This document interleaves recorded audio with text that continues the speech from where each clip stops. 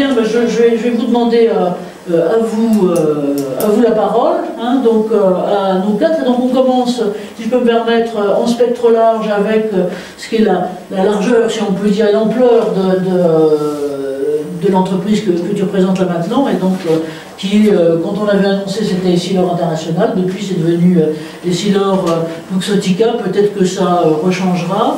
Et j'ai mis, pardon, parce que les croissances sont là, hein, et j'ai indiqué, donc ce qui est intéressant aussi, si je peux me permettre, c'est l'appellation de ta fonction, qui, comme disait Jacques, c'est presque plus une mission qu'une fonction. Et on voit bien que là-dessus... Hein, je le vois aussi comme ça. Alors c'est bon, ben voilà. Donc viens par ici pour soit globalement sûr du micro. Donc c'est intégrité. C'est pas que éthique, hein, c'est intégrité et compliance, et avec une responsabilité donc sur l'ensemble du groupe et sur l'ensemble des pays, tu vas nous dire combien, qui est à la fois de communication, d'information et de learning, et donc globalement de formation. Alors voilà, c'est à toi, 12 minutes. Eh bien écoutez, tu seras mieux à ma place. J'essaierai donc de relever le challenge.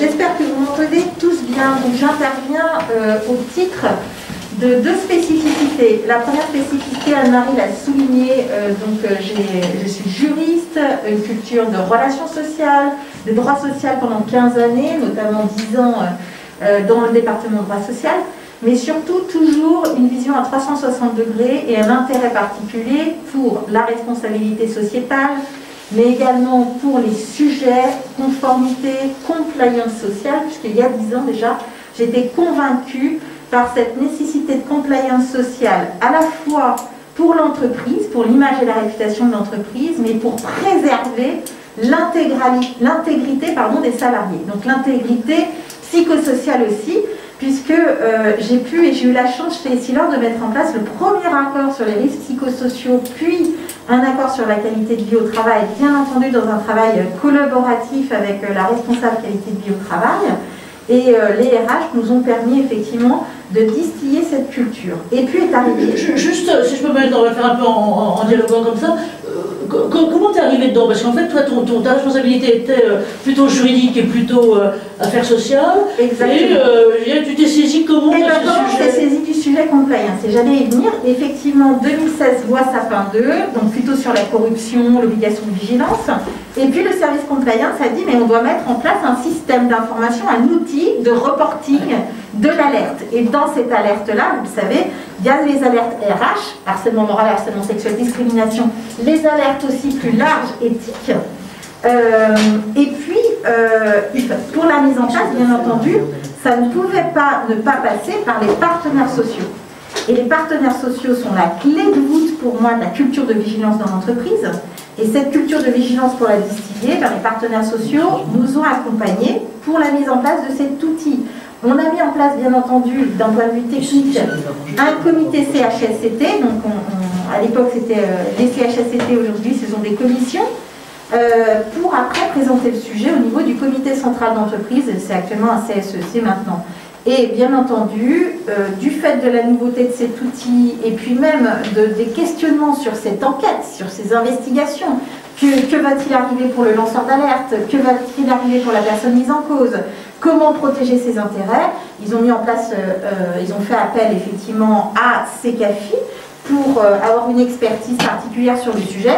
On a complètement joué le jeu en toute transparence parce que c'était le but. CECAFI nous a apporté aussi des inputs, des choses intéressantes. Et donc c'est avec nos 4 organisations syndicales, CGT, FO, CFDT, CGC, CFE-CGC, que nous avons pu effectivement implanter ce système d'alerte qui certes était une loi française, mais qu'on a tout de suite implanté dans l'intégralité de nos pays du groupe. Et avec les cultures locales, bien entendu. Donc certaines cultures locales font qu'on parle de l'éthique, où on peut déclarer des choses éthiques ou pas, on peut déclarer effectivement des risques environnementaux ou pas, et puis notamment, on a le droit ou non, ce qui est le cas encore en France, de lancer une alerte à titre anonyme, ou uniquement dans certains pays, effectivement, il faut le faire de manière nominative. Et comment ça a été un peu, pas mal de ton initiative, on voit bien le processus collaboratif, mais comment, pardon de poser la question, mais comment la direction et les directions, puisque c'est à la fois une direction générale globale et puis des directions pays, qui font que...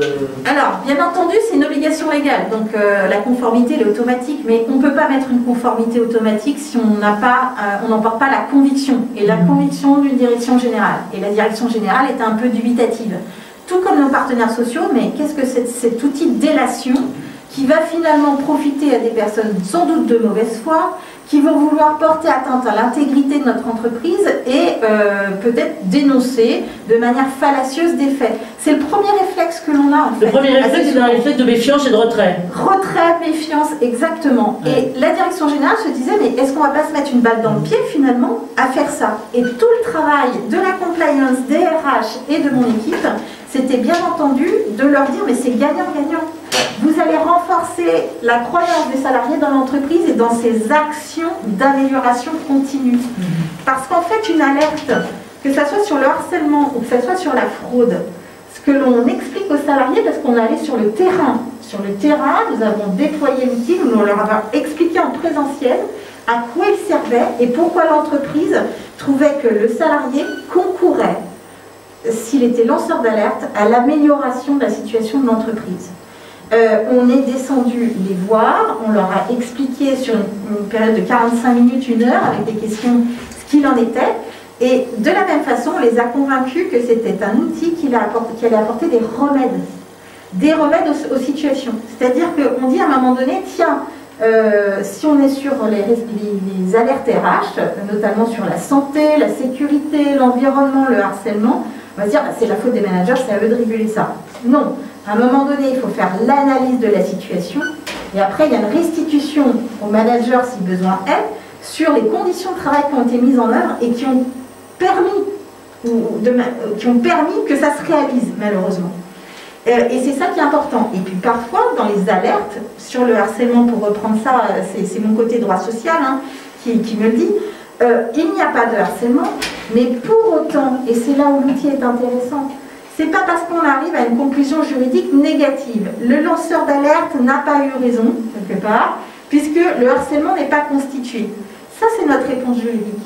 Mais l'outil, là où il peut être performant, il peut aller dépasser l'outil, c'est si derrière, nous proposons des actions correctrices pour que la situation de travail, cette situation qui reste conflictuelle, c'est un vrai questionnement. À partir du moment où quelqu'un porte la question, il est inquiet.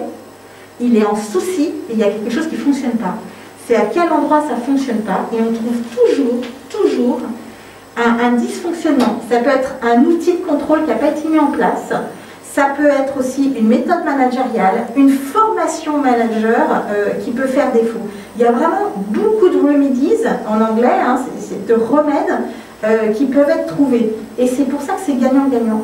Ça développe le manager, ça développe le collaborateur et l'entreprise en sort grandie à partir du moment où elle trouve une solution parce qu'on a quand même eu des déclarations ici, des gros problèmes de fraude très importants pour Essilor en tout cas. Et on a dû faire face à ça et quelque part, heureusement qu'on avait des enquêteurs. Donc quand tu me demandes, Anne-Marie, d'intervenir, c'est parce que c'est sur la mise en place, mais également, j'ai eu la chance de pouvoir conduire à peu près, dans le cadre de l'alerte éthique, mais dans le cadre de mon accompagnement des RH en droit social, à peu près une centaine d'enquêtes sur le sujet. Donc je peux aussi, en termes, parce que je suis investigatrice officielle pour Essilor sur le sujet, j'ai pu aussi voir l'envers du décor. Je ne suis pas lanceur d'alerte, mais je suis une investigatrice qui doit être neutre, qui doit s'intéresser plus à l'intérêt de l'entreprise qu'à l'intérêt d'un manager, que des RH et d'une direction générale, avec les limites de mon exercice, puisque aujourd'hui, en tant qu'investigatrice, c'est un rôle en plus de mon quotidien, de mes fonctions, et où je n'ai pas de qualification juridique précise, à part mon obligation de confidentialité, où je n'ai pas de statut protecteur moi-même. C'est-à-dire, je me dois, et j'aime beaucoup l'idée que vous avez soulevée en disant, mais c'est une mission l'intégrité. Ben oui, on n'a pas qu'une fonction, on a une mission. Je me dois de rester indépendante, et c'est un travail day-to-day. Cette indépendance vis-à-vis de ma hiérarchie, vis-à-vis de mon entreprise, pour analyser la situation avec recul, et proposer des remèdes acceptables, hein, il faut être pragmatique, hein, acceptables, recevables par une entreprise et faisables, On est sur une réalité de terrain. Ça, c'est tout l'enjeu en fait de ce dispositif. Et là, tu as en gros à peu près 3 ans de recul. 3 années, c'est déjà pas mal, hein, de recul effectif, je veux dire, de mise en place effective là-dessus. Tu as un peu de questions un peu simplistes. Hein. L'une, c'est sur les 3 dimensions possibles, ESG, entre l'environnement, le social, la gouvernance et tout ça. Comment ça se positionne là-dessus? Et puis surtout, comment tu sens, mûrir ou pas, justement les différents acteurs qui vont depuis les services fonctionnels, je pense à RH, audit, parce qu'on pourrait très bien dire ça finalement c'est une question d'audit interne, de contrôle interne, ou ça c'est une question de... Comment tu sens la maturité des acteurs? J'ai des acteurs opérationnels, des acteurs partenaires sociaux des deux côtés. Est-ce que c'est quelque chose qui est, par exemple, dire ça, vraiment pris en compte, ou est-ce qu'on est, j'allais dire, dans de la conformité de surface, en disant, parce que l'une des tendances qu'on observe, ça peut être de dire, bon bah, on va externaliser tout ça, et puis que, voilà quoi. Alors tu vas faire intervenir... La première question ESG. Alors, on va faire intervenir parce que je ne pratique pas la langue de bois. La culturation d'entreprise sur le sujet à tous les niveaux, hein, que ce soit les partenaires sociaux pour qu'ils aient confiance dans l'outil et les investigations qui sont conduites, que ce soit dans le management qui se dit qu'est-ce qui va me tomber dessus, dis donc, avec ces investigations, que ce soit aussi pour une direction générale, c'est quels vont être les résultats attendus. On a un peu circonspect à un moment donné, mais ça prend forme. Et c'est pour ça que petit à petit, cette acculturation, ce que j'ai remarqué pour Essilor, je ne sais pas pour les autres entités, ça prend 3 ans. Et donc là, on est juste à la période charnière, justement, sur les 3 ans. Mais on voit un fort intérêt, et un questionnement. Et là, on est vraiment sur le social pour les questions environnementales. Dans le passage, alors pardon, je continue sur les questions qui fâchent, mais dans le passage, parce qu'en gros, vous avez grossi beaucoup. Ah oui. Bon, puisque vous êtes passé quoi, de 40 000 à 200 000 ou un truc comme ça? Non, on n'a pas encore 200 000, mais on est passé effectivement de 50-60 000 au double à 120 000 personnes. Et puis, Essilor Luxottica, donc il y a un nouveau groupe qui va fusionner définitivement cette année, donc en 2021. Mais potentiellement, nous sommes un groupe qui allons intégrer aussi Grand Vision, donc une autre entité. Et là, c'est vrai qu'on passerait à 200 000 employés. Donc, avec un risque plus élevé de lanceur d'alerte, parce que ça reste une gestion du risque. Le lancement d'alerte, c'est du gestion du risque. Là où moi, l'intégrité, la compliance, je la vois comme encore une fois, comme les risques psychosociaux, comme une procédure de prévention. C'est vraiment la prévention qui va être nécessaire. Donc aujourd'hui, on risque effectivement d'avoir plus de déclarations, et puis socialement, c'est dans l'air du temps. Les gens se posent des questions, les gens ont besoin que l'image monte patte blanche.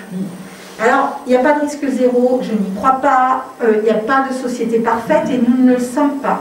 Par contre, ce que l'on veut distiller, c'est la culture de confiance des salariés en disant ce que vous allez nous faire remonter, on va essayer de le gérer. Et puis, on a pour l'instant un outil Essilor.